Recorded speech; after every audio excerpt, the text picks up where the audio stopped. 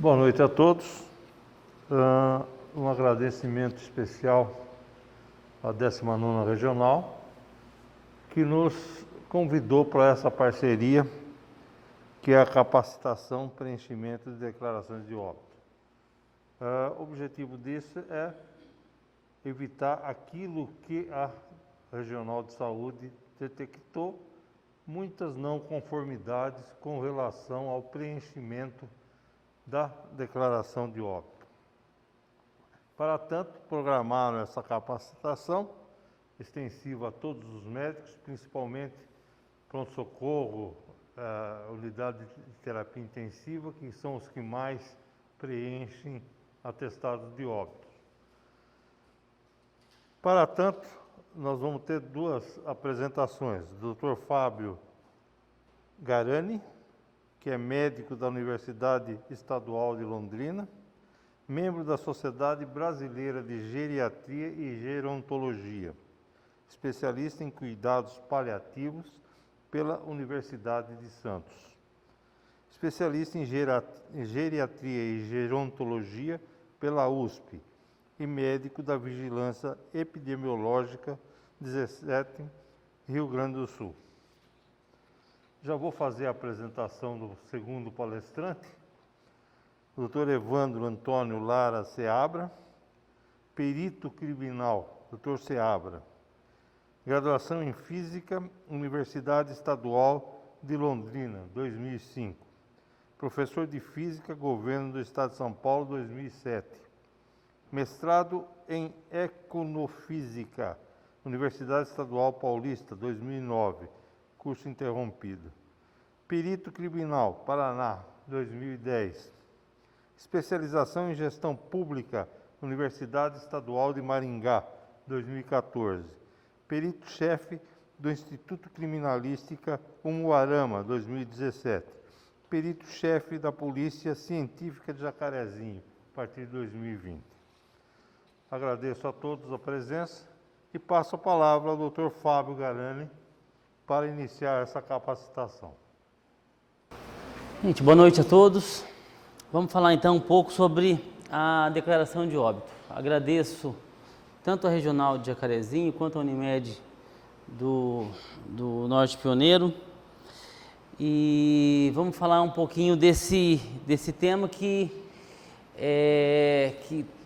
além de eu ser geriatra, então acabo tendo muita experiência em relação a fazer essas declarações de óbitos.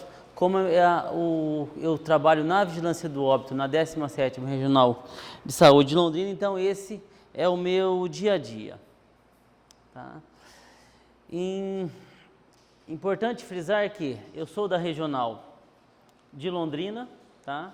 Onde aqui nós também, juntamente com Jacarezinho, Cornélio e Apucarana, a gente representa a Macronorte e Ivaiporã, a Macronorte do estado do Paraná. E por que orgulho em ser Paraná?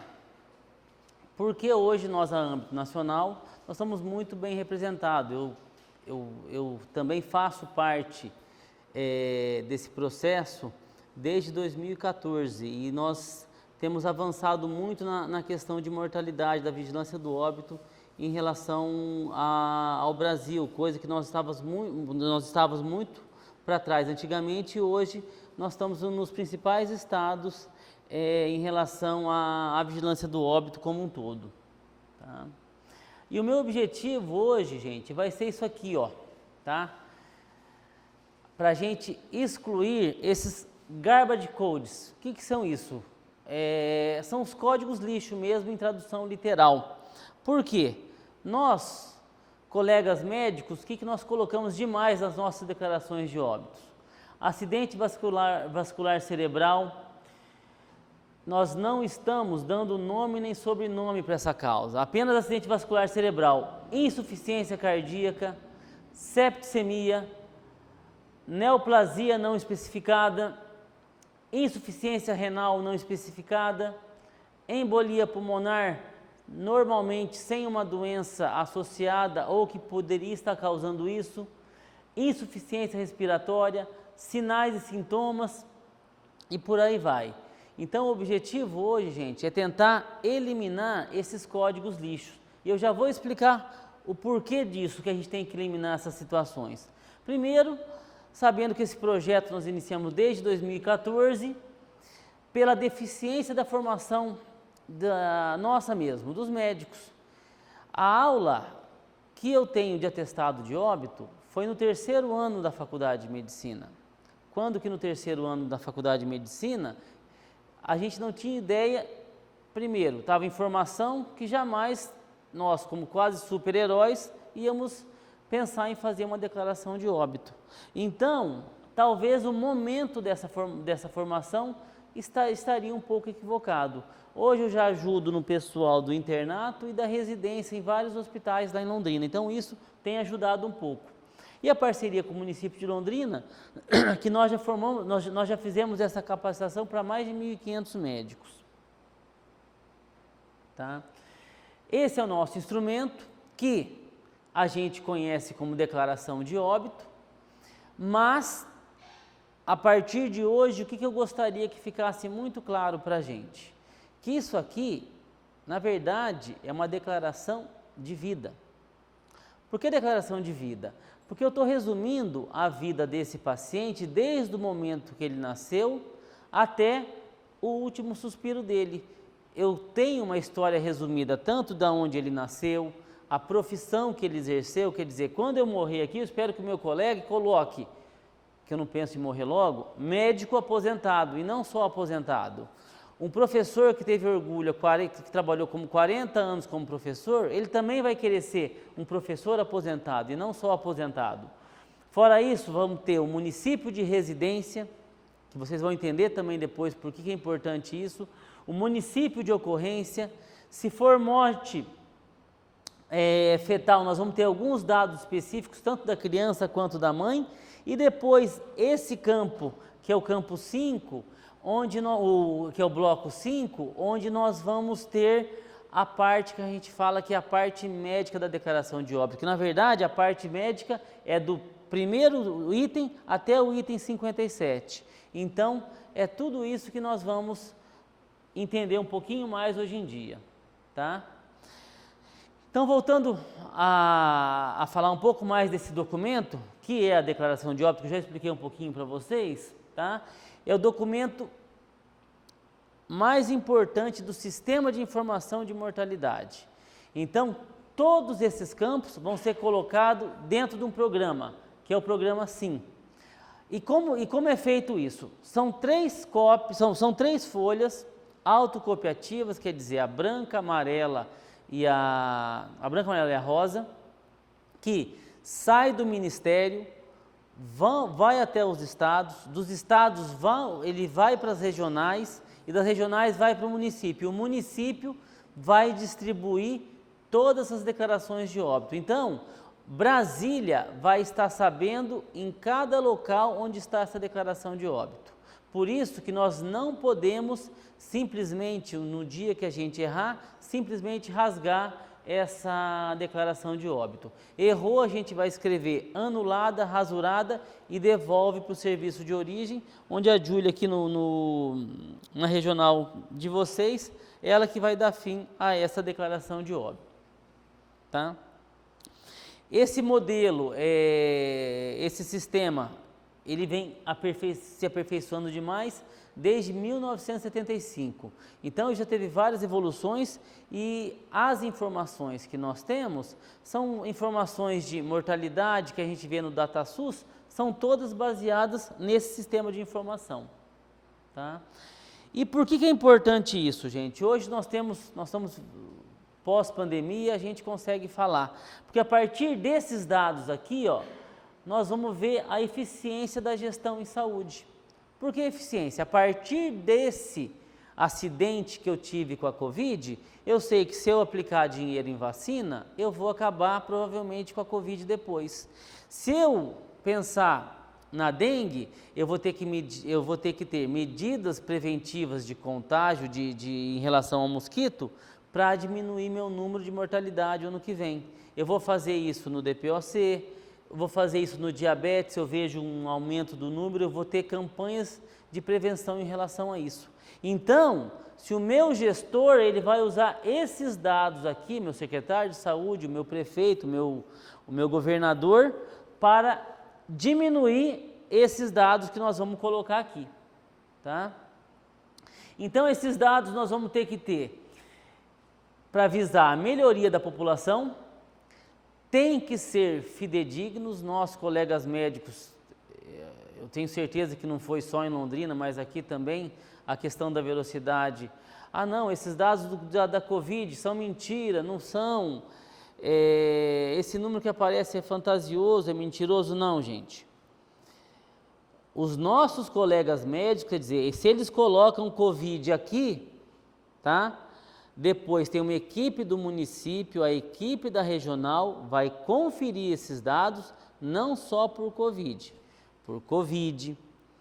por tuberculose, por HIV, então doenças infecto-contagiosas em geral, mortalidade materna, mortalidade infantil, todos esses agravos que eu estou colocando, eles são investigados e olhados de uma forma diferente. Por isso, quando aparece um número absurdo lá, tem um time de pessoas trabalhando para dar esse número. E é daqui que são tirados todos esses números. E quem dá vida a esses números somos nós médicos que preenchemos a declaração de óbito, tá? Então, isso é de suma importância que esses dados, então, têm que ser fidedignos para refletir os números de cada região, de cada estado, de cada município e do Brasil inteiro. Aí vão falar assim, nossa, mas aqui em Jacarezinho a Júlia faz certinho, em Londrina eu, Fábio, faço certinho, mas em Goiás? Goiás, gente, em relação ao Brasil, Goiás hoje, todo o estado de Goiás, ele é servido por SVO. Então, a gente acha que nós do Sul estamos bem, mas tem estados do Nordeste também, a realidade é muito semelhante à nossa. Então, isso aqui são dados extremamente importantes e os números são realmente verdadeiros, tá? E a partir disso que são feitas as estatísticas de mortalidade baseadas nessa declaração de óbito, tá? Então, a partir de hoje, quando nós vamos fazer uma declaração de óbito, eu não tenho que pensar no paciente, eu não tenho que pensar em mim e nem tenho que pensar na família. Eu preciso responder essa seguinte pergunta, ó. O que o Ministério da Saúde quer saber sobre esse óbito? Ele quer saber, vou falar novamente, para ter a gestão desses dados, a gestão dessas doenças. Então, se eu coloco parada cardiorrespiratória, o Ministério não vai ganhar nada com isso. Septicemia, sem um foco aparente, o Ministério não ganha nada com isso.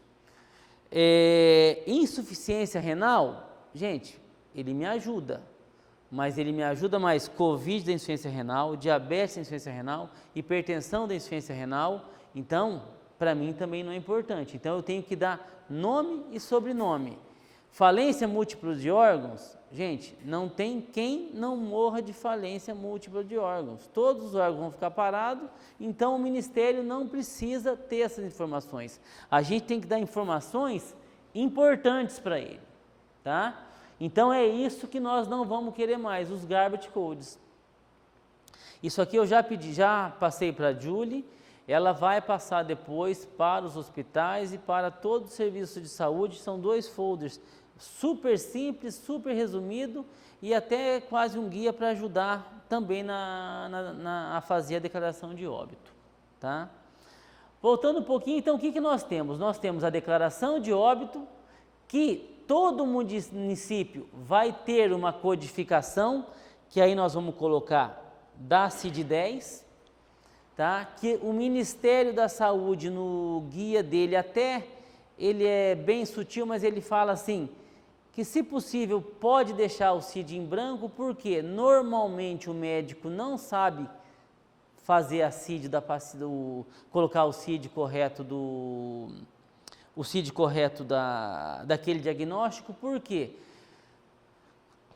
Tiro, na CID 10 tem tiro, tá? Mas tem tiro, eu dou um tiro no Dr. Antônio,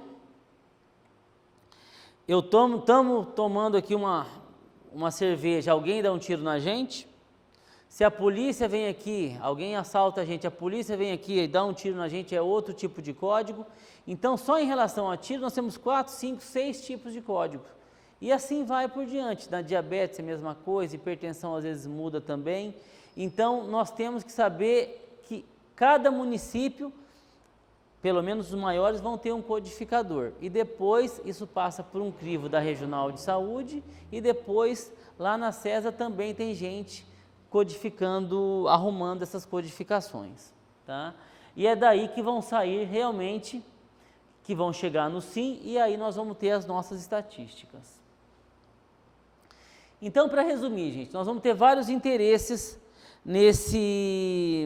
nessa declaração de óbito, tá? O interesse epidemiológico, eu estou falando aqui, o interesse civil, gente, relações jurídicas vão ser desfeitas, dissolução de casamento, abertura de sucessão de inventário, responsabilidade criminal de quem tirou a vida do outro, então quer dizer, isso vai ser extinto, a extinção da punibilidade de criminoso que cumpria pena ou extinção desse processo de criminal, em relação a situações trabalhistas, extinção de contrato de trabalho e situação previdenciária.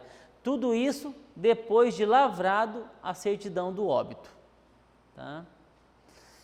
E o interesse também, gente, que eu coloquei lá atrás, que nós temos o interesse epidemiológico, civil, e temos que entender também que o momento difícil de fazer essa declaração de óbito, tá?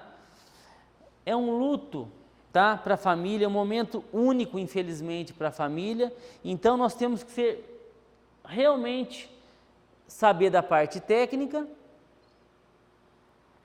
e da mesma maneira, gente, a dificuldade desse acolhimento familiar num momento tão complicado, tá?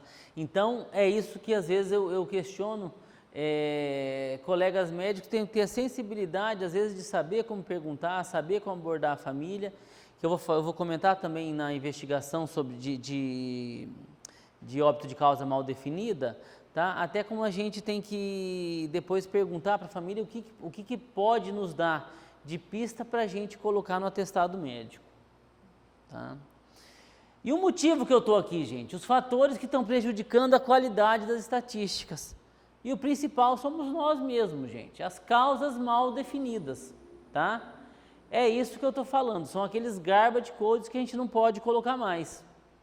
Outra coisa, codificação incorreta, às vezes de codificadores que não são muito bem treinados, digitação incorreta, subregistros, tá? Por que subregistro? Às vezes o paciente está internado no hospital, falta nome de pai, nome de mãe, endereço, então isso depois tem muito, que eu vou colocar aqui para vocês também, tem muita dificuldade em relação a isso, tá? E omissão, por exemplo, alguns motivos éticos, legais, culturais. O paciente às vezes foi a óbito, tuberculose, hoje é menos, mas antes tinha muito preconceito.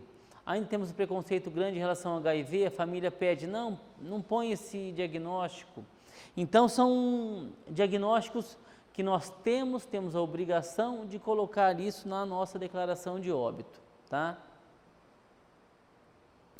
É um ato médico, isso não tem o que se dizer, então o médico é responsável do início ao fim da declaração de óbito, isso é de suma importância. O que o médico deve fazer sempre para fazer uma DO?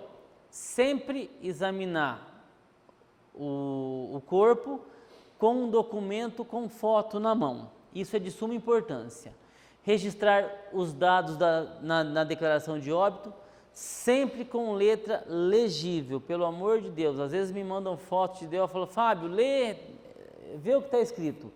Eu também não sei, gente. Eu falo, eu tenho uma letra também, não é muito bonito, mas pelo menos nesse momento, que é a única coisa que eu praticamente escrevo, o resto é tudo em computador.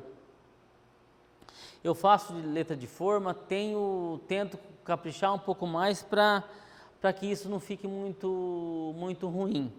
tá? Mas temos que fazer dessa maneira, tá?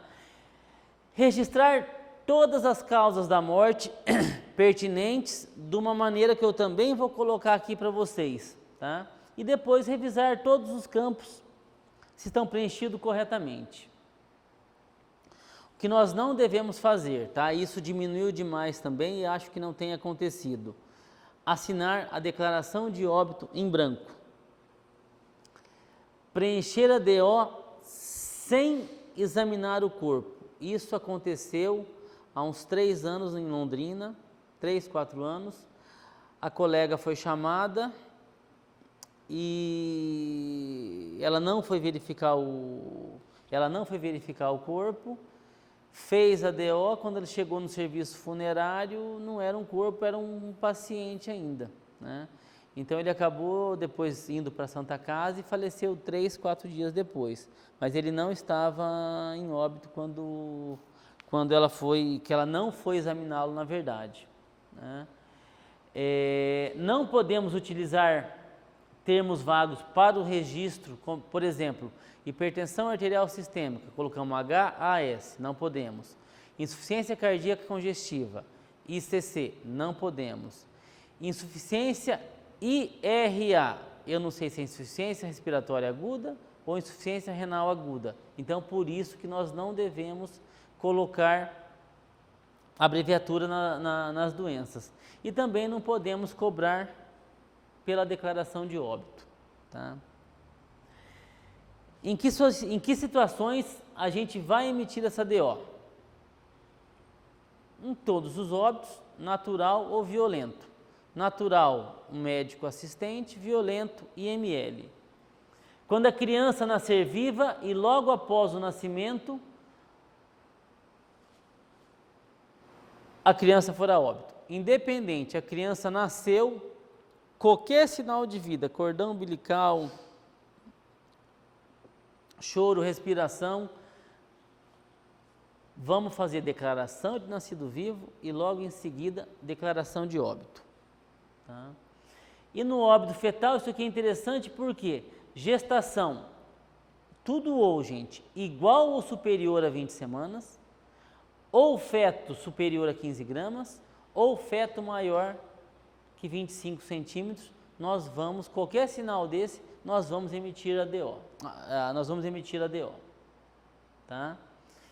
E em casos que não vamos emitir a DO, o contrário disso que eu falei, e em peças anatômicas amputadas, que aí nós vamos, o próprio hospital, no caso, vai ter que ser com o médico, vai fazer um laudo, uma declaração no papel timbrado do hospital ou do serviço que ele vai estar trabalhando, e aí o município tem, ou no próprio hospital ou no município, algum local para o destino desses membros amputados, tá? Mas nós não vamos fazer uma declaração de óbito para isso. Alguns conceitos que eu vou colocar aqui.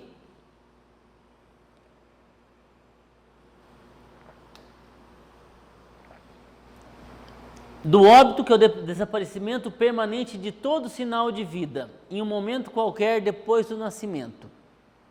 Precisamos fazer algum outro exame para constatar o óbito? Não.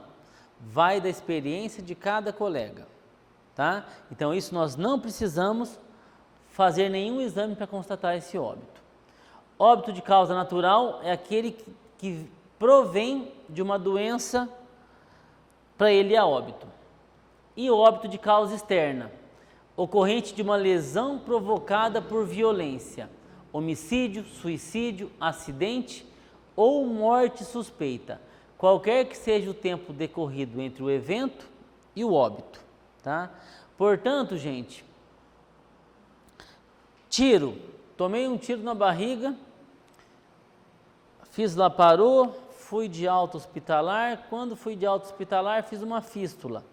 Uma semana depois, essa fístula infecta, eu volto para o hospital, entro em sepse e vou a óbito, tá? O médico assistente não pode, a UTI, fazer essa declaração de óbito.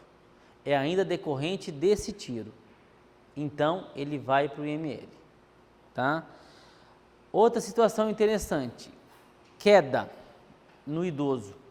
Queda no idoso não é um evento natural, portanto, queda não é uma doença, portanto, ele tem que ir para o IML. Uma coisa interessante aqui no estado do Paraná, só adiantar aqui. Portaria conjunta do IML e do DHPP. Quando ocorrer óbito de idoso internado em hospital no qual o médico verifique esse falecimento, se deu em decorrência de complicações de fratura de fêmur devido a quedas de mesmo nível ou de nível no interior de sua residência, não há indicação para acionamento da autoridade policial da Polícia Civil, podendo o médico assistente atestar o óbito. 26 de novembro de 2020. Portanto, se existe essa portaria, quer dizer, então até o dia 26 de novembro de 2020, todo idoso que caía, quebrava fêmur, ia para a UTI, que é uma causa externa, ele tinha que ir para o IML, independente, tá? Só que, gente, isso aqui é no Paraná e eu não sei até quando vai ser válida essa portaria. Se isso ocorrer em Ourinhos, lá em Ourinhos vai para o IML. Em Santa Catarina, vai para o IML. Brasília, IML. Goiás, IML. Então, é obrigatório ir para o IML. No Paraná, se o médico assistente, se tiver isso em prontuário médico, achar que só foi apenas uma queda e aí a fratura, e depois ele foi a óbito, ele é importante, então, ele anotar isso no prontuário e ele está autorizado a fazer essa declaração de óbito. Voltando um pouquinho aqui, ó. O óbito hospitalar é depois que o paciente, evidente, entra, não é questão, é 24 horas, 48 horas, não. É no momento que ele dá a entrada no hospital e se ele for a óbito, ele já pode ser considerado um óbito hospitalar. E um óbito assistência médica, gente, foi até interessante que na outra aula da tarde o pessoal me perguntou. É o óbito que sobrevém em paciente que não teve assistência médica durante a doença, tá? Eu até fui questionado e foi muito interessante, por exemplo, uma colega nossa daqui perguntou, eu estou acompanhando o paciente na casa de repouso, e aí fazia umas 2 semanas que eu não a via e ela foi a óbito. Eu falei assim, mas você estava assistindo essa paciente, você a via cada 15 dias, então, no momento do óbito, ela não estava com a paciente, mas ela foi assistida durante a doença o tempo todo. Paciente do programa de saúde da família, um acamado, se ele recebe visita médica uma vez por mês, ele está sendo assistido pela doença que está levando ele. Então, é uma morte com assistência médica. Agora, alguns óbitos onde a gente realmente não sabe, não tem um prontuário em casa, ele não estava sendo assistido no momento da patologia dele, aí a gente coloca óbito sem assistência médica. Tá? Causa básica da morte. Eu já vou colocar um pouquinho isso aqui para vocês e vou falar, e nem vou falar muito, que eu vou deixar depois também o Sebra comentar um pouco mais, tanto do IML quanto o serviço de verificação de óbito, que só para a gente entender, são situações diferentes. Instituto Médico Legal são esses eventos que a gente comentou de causa externa. Serviço de verificação de óbito, onde não existe uma lesão, não existe um agravo, não existe um acidente, onde a gente não sabe do que essa pessoa foi a óbito.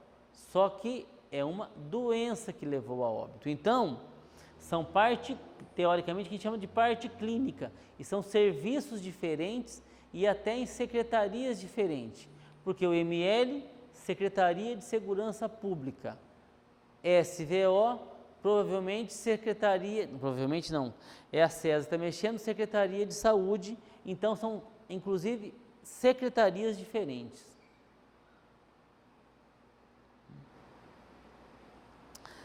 Nascido vivo. é a expulsão completa do corpo da mãe, independente do período de gestação e aquilo que eu falei, com qualquer sinal de vida, tá? E o óbito fetal, morte fetal ou perda fetal é a morte do produto de concepção antes do nascimento, tá? Teve até uma situação interessante aqui, né, Seabra? Há um mês mais ou menos, Oi? Uma carbonização de uma senhora, eu até comentei, falei, olha, não nasceu, então se entrou um corpo no ML, vai ter que sair um corpo também, não podia ter sido separado naquele momento. Então, o óbito fetal, morte fetal ou perda fetal tem essas características, tá? Uma outra coisa interessante que eu também já vou colocar aqui, ó, é a portaria 116 de 11 de fevereiro de 2009, que coloca sobre óbito no domicílio. O que ele fala? Que se a causa da morte for desconhecida, nós vamos poder registrar causa indeterminada na parte 1 do atestado médico da declaração de óbito. Só que, se tiver conhecimento, eu devo informar doenças pré-existentes na parte 2 do documento. O que ele está falando? Se eu vou verificar um óbito, tá? Um senhor de 70 anos, chego na casa dele, dormiu, quando foram acordá-lo, ele já estava em óbito, chamaram o serviço de saúde, morreu do quê? Fazia quanto tempo que ele ia no médico? Fazia uns 6 meses, então tá bom. Morte de causa desconhecida, ponto. A portaria 116 de 11 de fevereiro de 2009 me autoriza que eu chego lá, eu vejo insulina na geladeira, bombinha de Aerolim, bombinha de Forazec, digoxina. Então, quer dizer, eu tenho propriedade para colocar na parte 2 que esse paciente era um diabético insulino dependente, que ele tinha um DPOC pela medicação que ele usava e que ele tinha uma insuficiência cardíaca à esquerda por conta da digoxina, por conta da digoxina. Então, o Ministério está me autorizando a colocar essas comorbidades, principalmente em casos onde eu não tenho o SVO. Então, isso facilitaria demais, inclusive, o nosso trabalho de vigilância, tá? Uma outra coisa que de extrema importância, que nenhum óbito no município deve ser feito sem a certidão de óbito, tá? Por que isso? Primeiro, porque é lei, e segundo, registro civil é um serviço ininterrupto. Então, para nascimento e para óbito, o cartório é obrigado a servir durante 24 horas para esses registros, tá?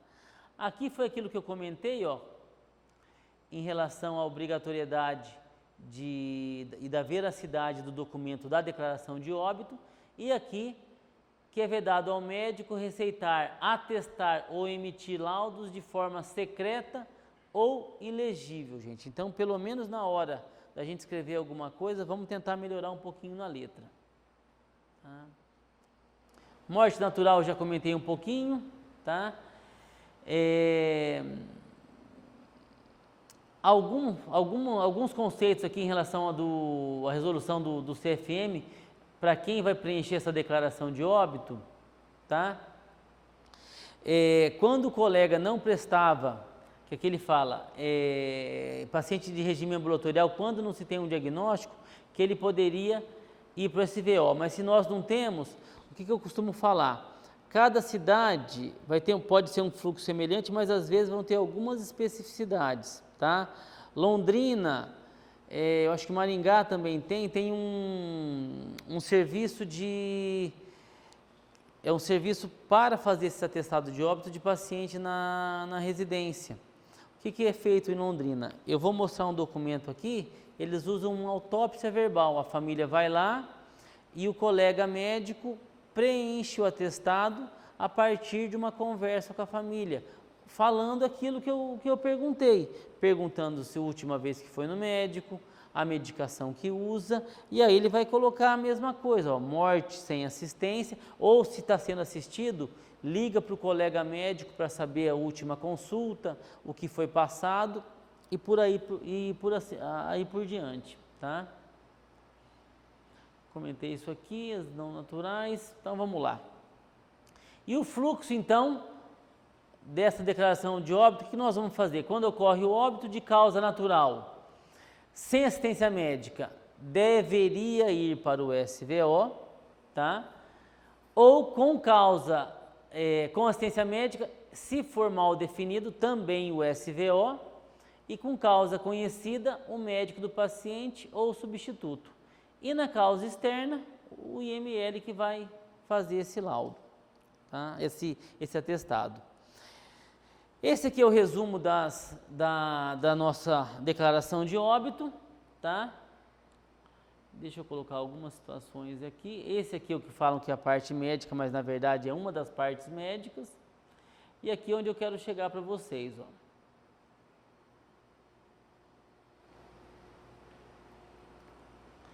Que nós vamos falar do bloco 5 do campo 40, especificamente aqui, tá? Que o que nós vamos fazer? A finalidade disso, gente, é a opinião do médico sobre as causas que direta ou indiretamente levaram à morte. Nós temos que entender que mudou o perfil da população.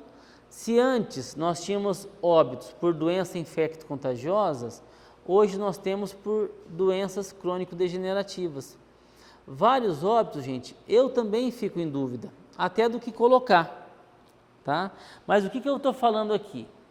Que na parte 1, nós vamos colocar só em doenças relacionadas com a cadeia de acontecimento patológico, que levaram à morte. E na parte 2, qualquer outra afecção significativa que contribuiu para o evento fatal, mas não relaciona a doença ou afecção que causou diretamente a morte. Por exemplo, na parte 1, eu vou deixar uns exemplos práticos que eu vou ter aqui durante os exemplos, tá? Então, o que vamos fazer? Na causa da morte, sempre uma doença por linha. Na casela direita, sempre nós vamos ter aqui o tempo aproximado entre o início da doença e a morte. E se esse tempo for desconhecido, pode colocar como desconhecido, tá? E sempre assim, gente, da letra D, que é a causa básica, onde nós vamos estar procurando, para a letra C, para a letra B e para a letra A, tá? Que isso vai ser aqui, ó, a causa básica, logo em seguida, causa interveniente e a causa terminal, que às vezes para a família é o último suspiro. Eu tenho uma hepatopatia alcoólica, evoluí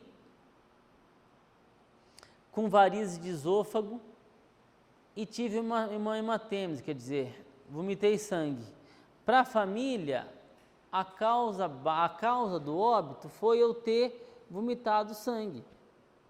Mas eu vou saber que, se não fosse a minha hepatopatia alcoólica, eu não ia ter essa cadeia que eu estou falando. Então, na letra D eu coloco hepatopatia alcoólica, na letra C eu vou colocar varizes esofágicas e na letra B, hematêmese. E é assim que nós vamos fazer a partir de hoje, tá? E aqui, ó, um exercício interessante. José ganha R$1 bilhão na loteria. Muda-se para um castelo na França. Apaixona-se pela vizinha, uma bela francesa casada. O francês, o marido da vizinha, que é bruxo, transforma o José em sapo. Gente, dessa salada toda aqui, é o que nós vemos hoje em dia. Paciente com prontuário desse tamanho, um monte de remédio, várias situações. Então, o que eu vou ter que fazer? Pensar primeiro, gente. O que veio primeiro, o ovo ou a galinha? Então, nesse caso, ó, letra D. Se o José não tivesse ganhado na loteria, essa cadeia não teria acontecido. Ele mudou para a França, para um castelo, se apaixonou pela princesa, e aí o último suspiro, a família dele aqui no Brasil falou, o Zé virou sapo. Mas se ele não tivesse ganhado na loteria, que foi a minha causa básica, não teria desencadeado nada disso, tá? E na parte 2, que contribuiu demais, o marido ciumento. Então é atrás dessa letra D que nós vamos. E aí, por que isso é interessante? Eu sempre costumo dizer, olha, voltando um pouquinho em relação à Covid, um paciente de 40 anos entra no hospital com insuficiência respiratória, hoje nós temos que pensar, por isso que nós já direcionamos para exame de sangue, o RT-PCR, para investigar situações como essa. Uma outra situação, tinha uma paciente daqui, do município próximo a Londrina, ela teve dengue, ela teve uma encefalite, evoluiu com uma hidrocefalia e colocaram uma válvula nela. Foi para casa bem, dali 2 semanas ela voltou com uma meningite e foi a óbito. Para explicar para o município que essa paciente tinha ido a óbito por conta da dengue, me deu um trabalho danado. Se não fosse essa dengue inicial dela, ela não teria desenvolvido toda essa situação. Ah, mas ela não tinha mais dengue, mas foi a dengue que iniciou esse processo. Ah, o Covid, gente, ele já não tinha, o paciente estava recuperado da Covid, mas o Covid deixou toda uma sequela depois da 2ª semana, que depois da 2ª semana, realmente o RT-PCR dele era negativo, já podia ser enterrado tudo, mas ele tinha devastado o rim, devastado o pulmão, então tudo isso tinha feito trombose, tinha feito embolia, então sempre a gente tem que pensar nesse sentido como a causa básica em relação a isso, tá? Esse aqui, gente, é um instrumento de investigação de óbito de causa mal definida, que vai perguntar da última consulta médica, remédios que usa e tudo mais, tá?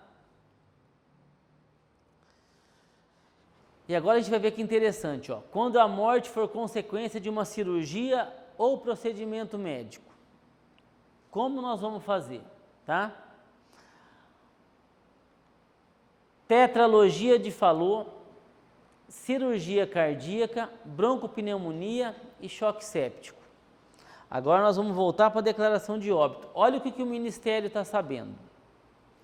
Uma criança de 5 meses, que ele nasceu com ela, que mora em Pinhalão, fez uma cirurgia cardíaca, que ele vai falecer em Londrina, fez uma pneumonia e fez o choque séptico. O Ministério da Saúde está sabendo que lá em Pinhalão nós demos chance para esse menino sair vivo. Por isso que é importante tudo com nome, sobrenome, cidade de residência, município de ocorrência, por isso que é importante isso, tá? Neoplasia, mesma coisa, Dona Maria, que mora em Ribeirão Claro, ela foi diagnosticada faz 9 meses de neoplasia de mama. Deu chance de fazer quimioterapia para ela. Infelizmente, ela teve efeito colateral, teve uma imunossupressão e uma colite pseudomembranosa, mas o Ministério da Saúde está sabendo que a moça de Ribeirão Claro, a Dona Maria de Ribeirão Claro, está tendo acesso à vida, está tendo acesso a tratamento quimioterápico, tá? Então, por isso é importante todos os campos corretamente preenchidos. Óbito perinatal, nós temos aqueles dados que eu falei para a gente preencher e também, que nós colocamos aqui, quando a morte for consequência de uma patologia materna, vamos atestar essa doença materna que determinou a cadeia de eventos. Vamos lá. Doença materna hipertensiva específica da gestação. bebê nasceu prematuro, foi à sepse e fez uma meningite neonatal. Aqui, masculino, 25 anos, pedreiro, estava trabalhando quando sofreu queda de andaime. Foi recolhido pelo serviço de resgate e encaminhado ao hospital, onde fez cirurgia em virtude de traumatismo craniano. Portanto, gente, queda de andaime é uma causa de óbito, tá? Fez um TCE, fez edema cerebral, foi a óbito. E na parte 2 fez a cirurgia, tá? Falecimento de homem com traumatismo torácico consequente à perfuração da região pré-cordial, projeto de arma de fogo, perfuração cardíaca, choque hemorrágico. Paciente idoso, vítima de queda de escada. Estava evoluindo bem, mas adquire infecção hospitalar, vindo a falecer 12 dias depois por broncopneumonia. Para a família, foi a infecção hospitalar que matou esse paciente. Mas para a gente, se ele não tivesse caído da escada, que foi a causa básica, ele não teria tido essa ação contundente, nem a fratura de fêmur. E aí a pneumonia que ele pegou no hospital não teve jeito e foi a óbito. Esses casos aí daí não entram como causas externas que vai para o ML? Não. Feito atestado de óbito? Mas quem está fazendo isso aqui é o médico do ML. Eu só estou colocando em relação às situações que acontecem. Causa externa, esse projeto de arma de fogo, esses 3 são todos do ML, tá? Algumas perguntas interessantes para a gente entender, gente. Óbito ocorrido em ambulância com médico. Quem deve fornecer a declaração de óbito? Se está com o médico assistente vai preencher a declaração de óbito. O médico, quando não estiver médico assistente, se sair, vamos supor, uma ambulância de Pinhalão, que o médico de lá manda para cá sem um médico assistente, falece no meio do caminho. Essa ambulância tem que voltar ao serviço de Pinhalão, tá? Porque a ambulância de Pinhalão ainda é uma extensão do hospital e a gente tem que entender dessa maneira. Portanto, é o médico que mandou esse paciente que vai fazer essa declaração de óbito, tá? Recém-nascido com 450 gramas que morreu um minuto após o nascimento. Deve-se ou não emitir a DO? Considera óbito fetal? Não. Se nasceu vivo, independente do tempo, declaração de nascido vivo e depois declaração de óbito.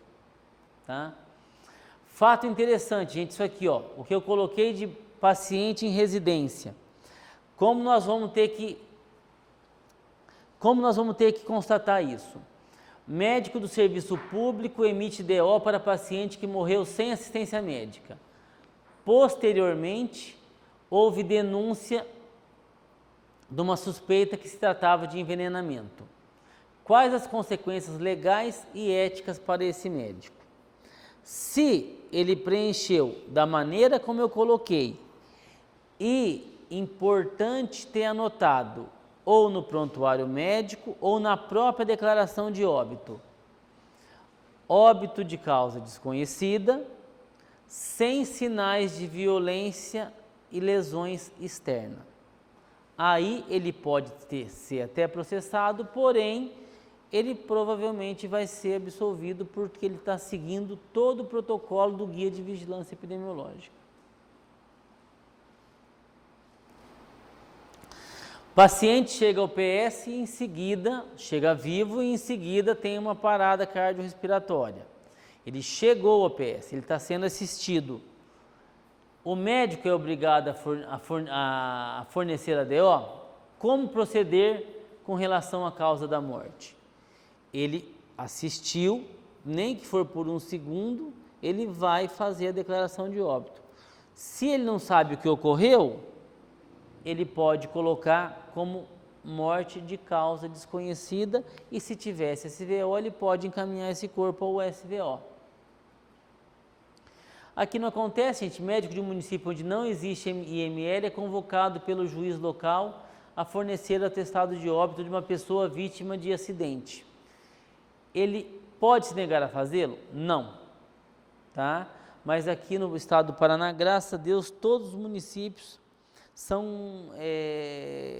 têm a vigência do IML. Quando o médico for o único profissional da cidade, é dele a obrigação de emitir a DO após o exame externo do cadáver? Se ele examinou esse cadáver, ele é obrigado a fazer a declaração de óbito, mas se ele for o único médico do município, ele não é obrigado a fazer todas as declarações de óbito. O serviço de saúde, secretário, tem que fazer um fluxo nesse município para facilitar a vida desse médico, tá? Quem deve emitir a DO em caso de óbito de paciente do PSF, tá? Por isso eu falei, depende o fluxo do município.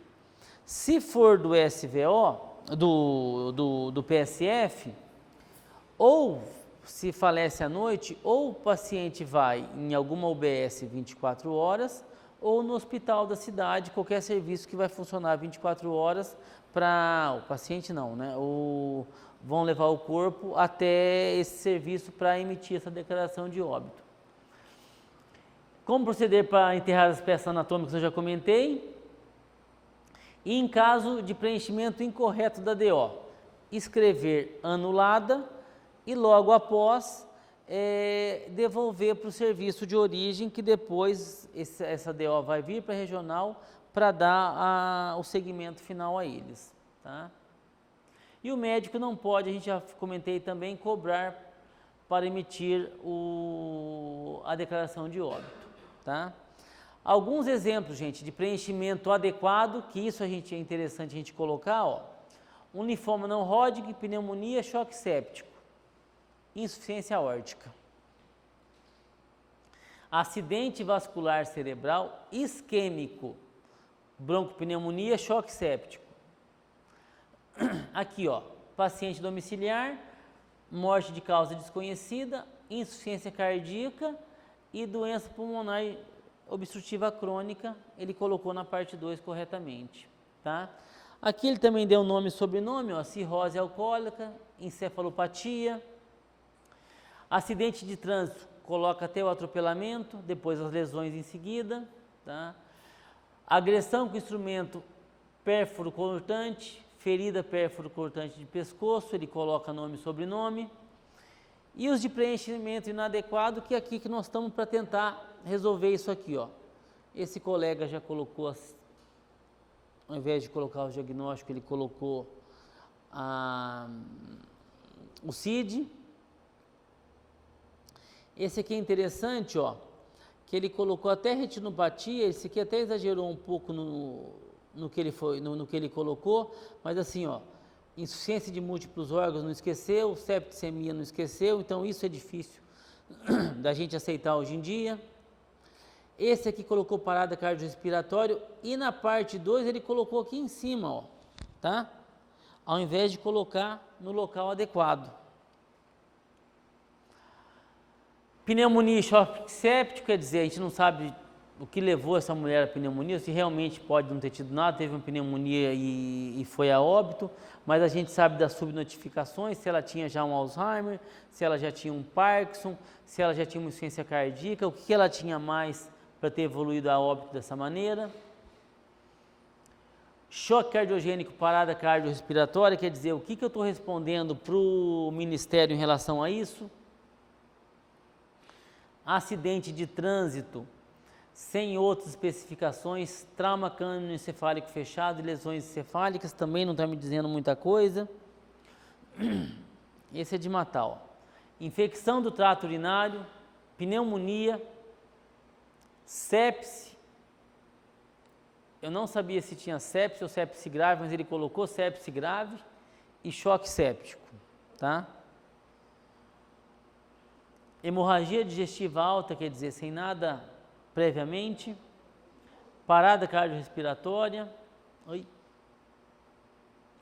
Aqui, ó, septicemia e falência de múltiplos órgãos, quer dizer, não tem quem não vá a óbito por conta disso. tá? É isso. Obrigado. E se tiver dúvida, estou à disposição. Eu tenho uma pergunta, doutor. Pode falar. O médico que preenche a declaração de óbito, ele está protegido quanto à Lei Geral de Proteção de Dados? Ótima É pergunta. coisa atual, né? Sim, exatamente, uma coisa atual. E aí, se você for ver, nós temos um seguinte problema. Hoje, até então não existia isso. Nós temos o nosso nome, a gente expõe o nosso CRM e colocamos o nosso meio de contato, tá? Teoricamente, essa parte aqui, ele não vai para a certidão de óbito. Só que qual que é o problema? A declaração de óbito fica na mão quando ele vai para o cartório não coloca esse dado. Só que hoje em dia ele pode tirar uma foto, pode fazer qualquer coisa, então é uma lei muito recente que ainda está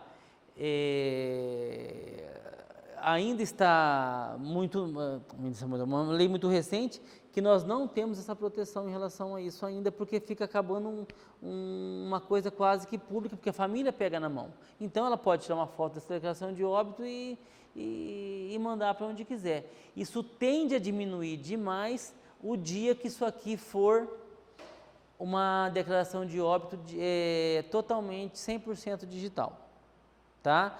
Porque daí ele só vai chegar no cartório, olha, meu pai é seu Zé, ele faleceu.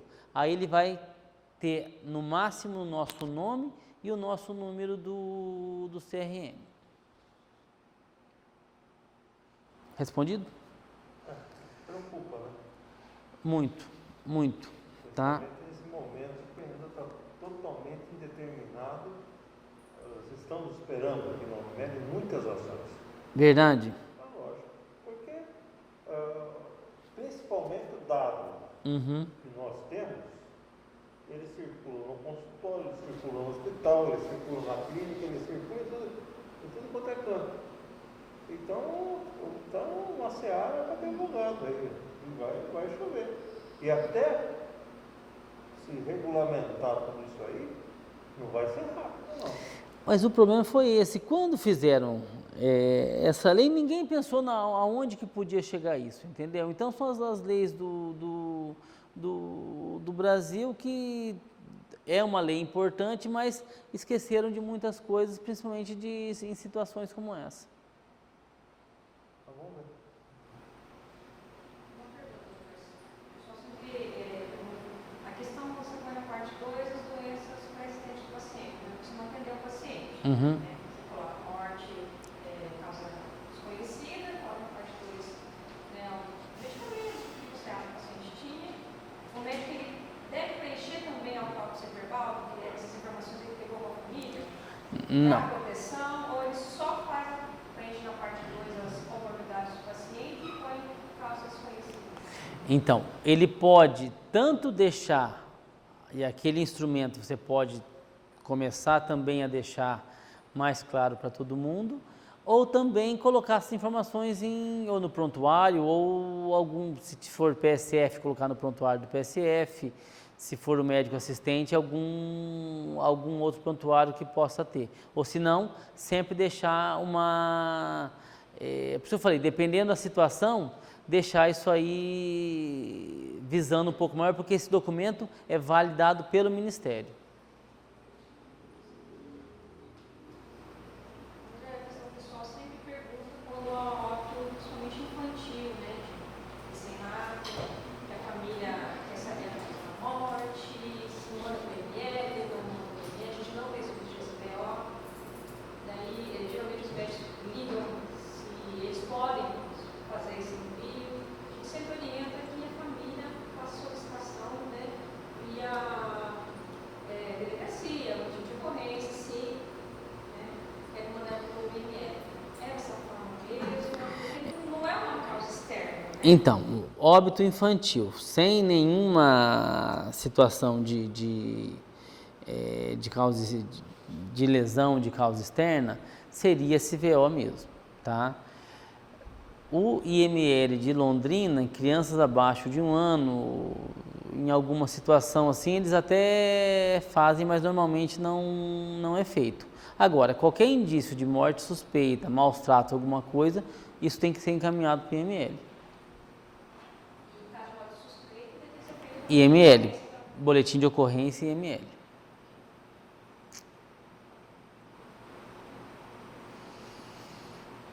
Certo? Gente, obrigado a vocês. Qualquer coisa, estou à disposição. Então, começo cumprimentando todos que assistem esse vídeo, essa gravação e os que estão aqui presentes também, da mesma forma. Agradecendo pela oportunidade de falar em nome da Polícia Científica e pela oportunidade de esclarecer algumas dúvidas que possam aparecer e também por essa chance de tentar entrosar melhor esse serviço que é da segurança pública com o serviço de saúde, para que a gente possa trabalhar juntos por muito tempo e com bastante consenso. Eu sou o Dr. Ciaro, perito oficial da Polícia Científica do Paraná. É um currículo breve aí que já foi apresentado, mas o que eu destaco nesse slide é o tempo que eu tenho vivido dentro do Estado, antes no Estado de São Paulo e agora no Estado do Paraná, e que eu tenho percebido bastante evolução, porque o Estado a gente sempre recebe uma herança, e essa herança que foi deixada por gestões anteriores, e que a gente tenta melhorar sempre para oferecer um melhor serviço. E isso que está sendo feito aqui agora. A vigilância em saúde percebe uma diferença, uma falha no procedimento, e a Secretaria de Segurança, junto com o IML, também percebe essa falha no procedimento. E a gente tenta se organizar para resolver essa questão. Tá? Na segurança pública, que está na Constituição Federal e na estadual também, a segurança pública é dever do Estado, direito e responsabilidade de todos. E eu fiz esse destaque porque, coincidentemente, a saúde é direito de todos e dever do Estado. Nós estamos praticamente trabalhando juntos para fornecer para a coletividade uma melhor qualidade de vida, um bem-estar social e tudo isso. Então, sempre lembrando que saúde e segurança andam juntos, junto com a educação e todas as demais parcelas de contribuição do Estado, mas aqui tratamos diretamente de saúde e segurança. E nessa questão de saúde e segurança, o nosso problema, que está sendo abordado hoje, é a declaração de óbito. Qual o problema disso? Jacarezinho, com a regional, a 11ª Unidade de Polícia Científica de Jacarezinho, atende esses municípios.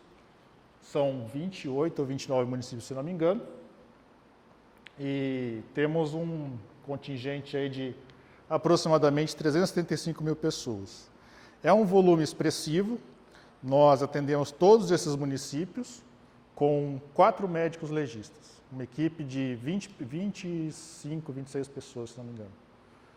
E são 380 mil pessoas, quase 400 mil, considerando a população flutuante nas rodovias, no trânsito e tudo mais, com esse efetivo que ainda é reduzido, mas que a gente trabalha como Secretaria de Segurança, como Polícia Científica, para que inclusive o nosso efetivo seja melhorado e a gente possa trabalhar melhor para a população. Dentro da Polícia Científica, e eu falo sempre e reforço isso, Polícia Científica, porque nós não somos o IML, nós somos a Polícia Científica. E a Polícia Científica é feita do IML e do Instituto de Criminalística. Eu não sou médico, eu sou perito criminal. Eu sou formado em Física e entrei na área de Física como perito criminal. Então, por estar dentro da Polícia Científica, como Instituto de Criminalística, trouxemos com esse projeto novo do governo a criminalística para a região de Jacarezinho. Até então, era feita pela Regional de Londrina. E hoje a gente já tem a criminalística aqui em Londrina, aqui em Jacarezinho, funcionando desde maio de 2021. E, claro, vamos focar em declaração de óbito e medicina, né? Então vamos falar só do IML Jacarezinho. E essa aqui é uma visão atual até, de onde é feita a necrópsia. Lembre-se que eu falei de um estado herdado, um estado que chegou nessa condição. Isso aqui não ficou assim de um dia para o outro e não começou assim. Foram várias gestões que levaram a ficar desse jeito. E esse aqui é o padrão televisivo, padrão ideal que a gente espera que veja num CSI, num filme, no Hollywood. Até a gente não sabe por que o pessoal gosta de trabalhar no escuro lá, né? A gente gosta de trabalhar no claro mesmo. Então, tem iluminação e tudo mais.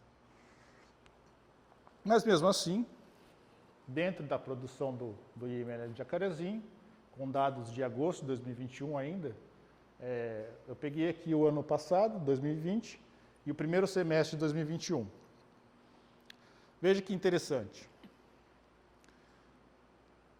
De todos os exames clínicos que a gente faz, lesão corporal, ou seja, Maria da Penha, vias de fato, acidentes de trânsito, enfim, são diversos exames de lesão corporal, as violências sexuais, e fora essas dois que são casos facilmente notados como criminais, nós também temos essa atribuição do exame de DPVAT, que é feito no IML de Jacarezinho atualmente.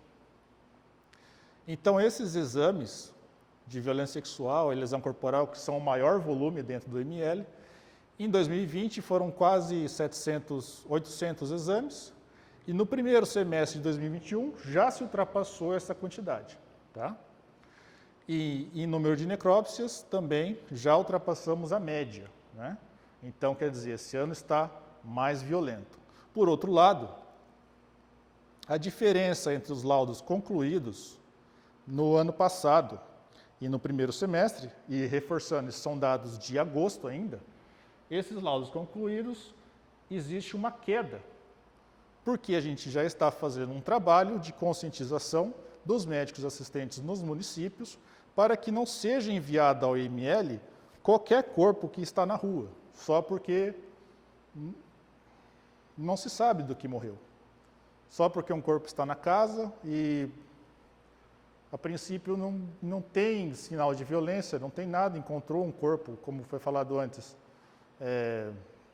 veio a óbito durante a noite, não tem sinal de violência, não tem sinal de crime, não tem sinal de arrombamento dentro de uma casa, a família está consciente de que a paciente era cardíaco ou qualquer coisa assim. Então, essa consciência que foi passada e que a gente está trabalhando com a Regional de Saúde, as regionais, né, porque trabalhamos ainda com um pedaço da Regional de Cornélio, e com os municípios, faz com que as pendências nos esclarecimentos de óbitos reduzam também.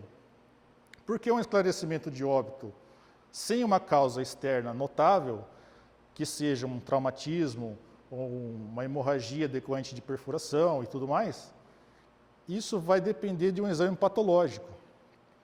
E o exame patológico hoje no Paraná é realizado por um laboratório em Curitiba, que centraliza todos os exames do Paraná. Então já dá para imaginar o que vai acontecer se todos os 399 municípios mandarem todos os óbitos suspeitos ou que não se tenha uma causa externa para o IML. Porque o IML não é a resolução do problema. A gente está ali para tentar investigar uma causa criminal, uma questão de segurança pública. Né?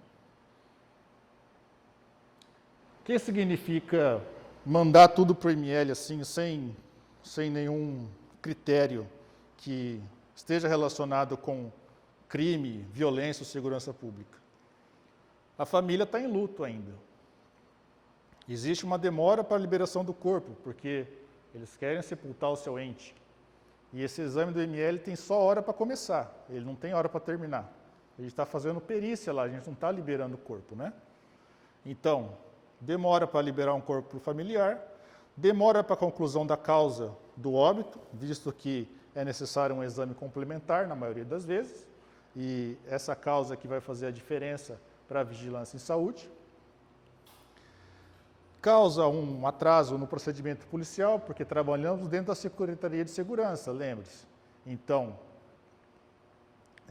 até a colega perguntou, no caso de um óbito dentro de uma residência, o acionamento é através da Polícia Civil, comunicado à autoridade policial, a autoridade policial decide chamar a perícia para ser realizada naquela ocorrência, né? Então, causa para a delegacia, para o sistema de segurança, um atraso, porque vai ser investigado um suspeito, um óbito suspeito, sendo que não há ali crime nenhum. Vocês não têm como saber se há crime algum só de olhar um corpo, mas olhando um contexto, dá para perceber que a pessoa é um ébrio, é cardíaco, enfim. Dá para fazer uma investigação preliminar e evitar, inclusive, um procedimento policial que vá resultar em justiça e tudo mais, e descarregar o Estado, né? Sem contar que, daí, por esse atraso na conclusão da causa do óbito, vai causar problemas no sistema de saúde, inclusive. Então, qual a solução que nós propomos? Polícia Militar, Polícia Civil, Polícia Científica e a Justiça têm que focar em trabalhar com as situações que envolvem crimes, ocorrências criminosas, violência, causa externa, seja, por exemplo, o nosso colega anterior falou de queda no interior de uma residência, que no Paraná temos uma portaria, mas não podemos esquecer que a Polícia Civil não vai investigar um homicídio ou um suicídio, ninguém, né? Então, não existe, por enquanto, esse entendimento de que devemos enviar tudo para o IML, porque se não há crime, não há perícia, não tem o que ser investigado, não tem que ser uma polícia, é um problema de saúde, não de segurança pública, né? Para não deixar ninguém desassistido também, porque eu imagino que nas cidades que vocês estão atendendo não existe um serviço de verificação de óbito, temos algumas perspectivas, e essa é uma delas. A Polícia Científica em Jacarezinho tem um projeto de construção de uma sede nova, que vai poder incluir, junto com o auditório e todo o necrotério aqui atrás, dentro do campus da Universidade Estadual, o serviço de verificação de óbito. E aí sim, concordamos, haverá essa parceria entre a Secretaria de Segurança, entre o Serviço de Saúde, para que toda a população seja assistida e não exista essa demora, esse atraso e qualquer outra situação semelhante. A implantação do SVO vai depender, então, dessa parceria, né, entre a Polícia Científica, a Universidade e as Secretarias de Saúde. A Universidade tem interesses acadêmicos, inclusive, na produção aqui em Jacarezinho, odontologia, biologia, fisioterapia, educação física, tem muitas áreas que podem ser exploradas. Inclusive, a odontologia legal é uma área muito interessante dentro da Polícia Científica. E as Secretarias de Saúde vão ter esse feedback de receber as causas, enfim, quais são os problemas que estão acontecendo nas regionais, nos municípios, e quais são as saídas para essa melhoria, né? Bom, isso aqui é o caráter epidemiológico que eu acabei de falar, com as secretarias, o consórcio intermunicipal e a Secretaria Estadual de Saúde. É mais ou menos isso, sempre considerando que saúde e segurança pública, retornando, é um dever do Estado e um direito de todos. Eu fiz algumas anotações, então, creio que já até abordei a maioria delas. Só faltou comentar Se foi dado um exemplo do pedreiro que cai de um andaime, por exemplo, mas isso é uma causa externa, mas isso é um problema de polícia, porque é um acidente de trabalho, envolve o Ministério do Trabalho, porque ele não estava de capacete, de colete, de cinto e tudo mais. Então isso vai gerar uma investigação, então isso naturalmente é IML. Casos de overdose, por exemplo, o médico assistente precisa visitar a situação do óbito dentro de uma residência, ou seja lá onde for, verificar se existem sinais de consumo de substâncias, se existem sinais de um envenenamento possível, mas não com o sentido de, olha, eu suspeito que seja qualquer coisa, para despacha logo isso daqui, porque a gente tem que trabalhar essa situação de uma forma mais correta possível, justamente para evitar problemas lá na frente, mapear todas as situações de saúde e, enfim, ter esse discernimento para sempre produzir melhores resultados, né? Então, num caso de existe overdoses por drogas ilícitas, existe overdose por drogas lícitas. O álcool, por exemplo, a pessoa vai ter uma overdose, vai infartar e tudo mais e vai ser mandado para o IML, talvez. Bom, sim, nesse caso, só para finalizar agora e fechando novamente, vocês têm ali um caso de um acidente de trânsito que a pessoa ficou internada e tudo isso decorreu, todo esse intervalo de internamento ocorreu e veio a óbito. Esse óbito vai ser examinado pelo IML justamente porque lá atrás a primeira causa foi o acidente de trânsito e o acidente de trânsito é um crime. Então é um crime de questão de segurança pública e vai para o IML por conta disso.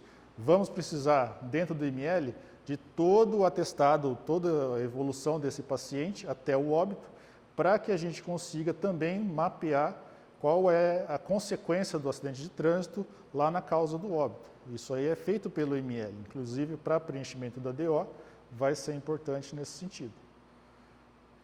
E o procedimento, resumindo então, é esse. Tendo uma morte que vocês consideram suspeita por envenenamento, por overdose, por qualquer coisa que seja para o IML, primeiro procedimento é comunicar à Polícia Civil. Ela é responsável por reunir todas essas informações de ocorrências policiais, seja através da PM, que vai levar para a delegacia posteriormente, ou seja, diretamente à delegacia, para que isso seja avaliado pela autoridade e seja despachado para a realização da perícia. Tá certo?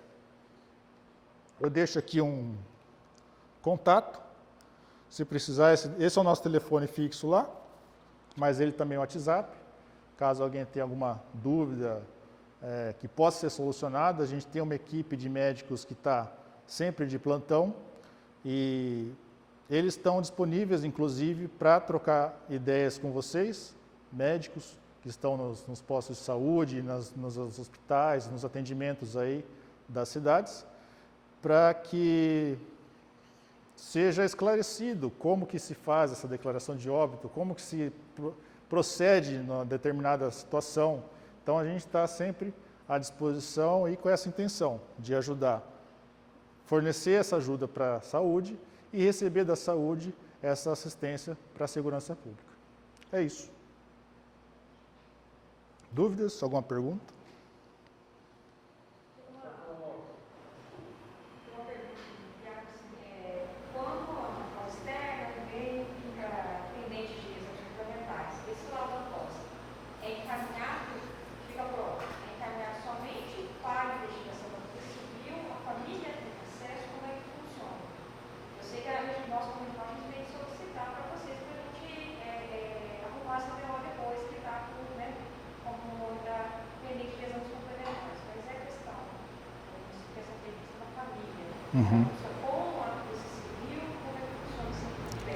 Olha, como toda solicitação de perícia parte das autoridades policiais ou judiciárias ou promotor de justiça, esses laudos são destinados para eles, né? Inclusive, a sua pergunta, doutor, sobre proteção, Lei Geral de Proteção de Dados, é algo que nos impede hoje no IML de fornecer laudos para qualquer um que chegue lá e solicite uma cópia. Porque existe a questão dentro do processo penal de que é a autoridade policial que suspende o sigilo de uma evidência, de um processo. Então, a gente fornecer uma cópia de um laudo que faz parte de um processo policial para uma vítima, para um familiar, isso, além de ultrapassar a proteção de dados, pode prejudicar a investigação, inclusive, né? Porque está lá dizendo que tinha suspeita que fosse morte natural e de repente é uma facada, já sei que vou lá e executo porque eu já achava que causa um problema que a gente não vai ter controle, né? Então, um laudo complementar, ele pode ser de algumas formas. No IML fazemos, além dos casos dos laudos clínicos, né? Um laudo de necrópsia. O laudo de necrópsia pode demandar um laudo toxicológico. Por padrão, a gente já pede o laudo toxicológico para verificar se a pessoa estava intoxicada por álcool, por cocaína, maconha, sei lá o quê, porque isso vai lá na frente no processo interferir na decisão judicial. Então, é um procedimento padrão do IML hoje já fazer o exame toxicológico em todas as vítimas que apresentem condições para tal. Se ficarem internadas por 2, 3 dias, então a gente já não se faz. Se estiverem putrefeitas, então já perdeu as qualidades do sangue, então a gente também não faz. Toxicológico. Suspeita de envenenamento, por exemplo. Então a gente faz a coleta do material de estômago, manda para a toxicologia. A toxicologia vai devolver esse material para o perito, o médico legista que solicitou, para que ele conclua o seu laudo e reforme o seu laudo atestando sobre isso, né? Então, patológico. Também é um laudo que vai voltar para o perito e que ele vai concluir o seu laudo, a partir dali vai dar a resposta. Então, esses laudos que estão pendentes, em geral, estão aguardando essa resposta dos laboratórios, para que seja dada a causa e seja concluído assertivamente dentro do inquérito policial. A declaração de óbito vai ser emitida antes, porque não vai ficar aguardando o corpo enquanto não sai o resultado do laboratório. Mas vai sair como causa indeterminada, aguardando resultados complementares. Respondi? Em resumo, o laudo complementar vai para o IML. Alguns casos que vão direto para o inquérito policial, que é esse toxicológico, que é por padrão, vai direto para a delegacia, né? Então... Não, por favor.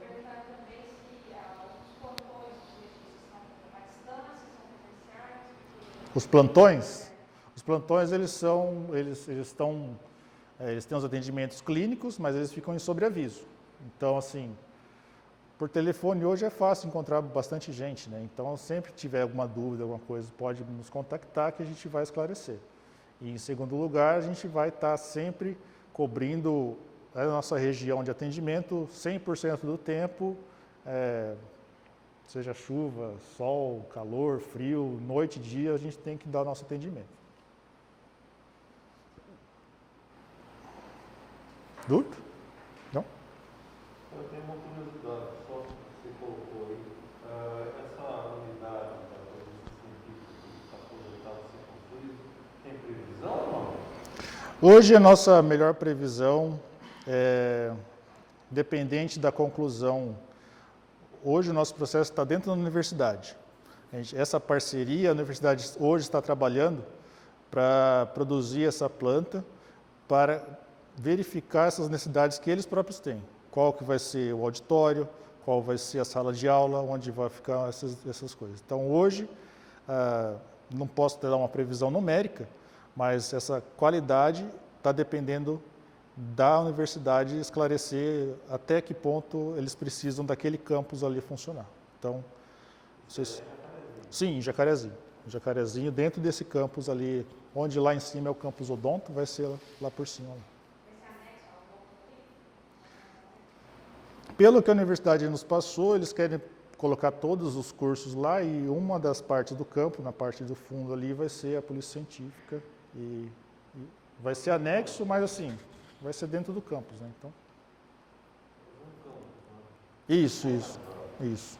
Conversando com os políticos aqui da região também, a gente vai ter o asfalto, a energia elétrica e tudo isso para proporcionar. Então, não é uma coisa instantânea, né? A gente precisa ter esgoto, tratamento de esgoto, dos efluentes e tudo mais. Então, é um processo complexo, mas que hoje a gente está aguardando a universidade para se posicionar nesse sentido. As parcerias, o andamento do gerenciamento já está. Sim, tem um processo que foi solicitado junto com a Secretaria de Saúde, ele já está retornando aqui para a Secretaria de Segurança, que a gente já vai dar continuidade para a implantação desse SVO aqui em Jacarezinho e esse custeio operacional todo. Certo? Obrigado, boa noite.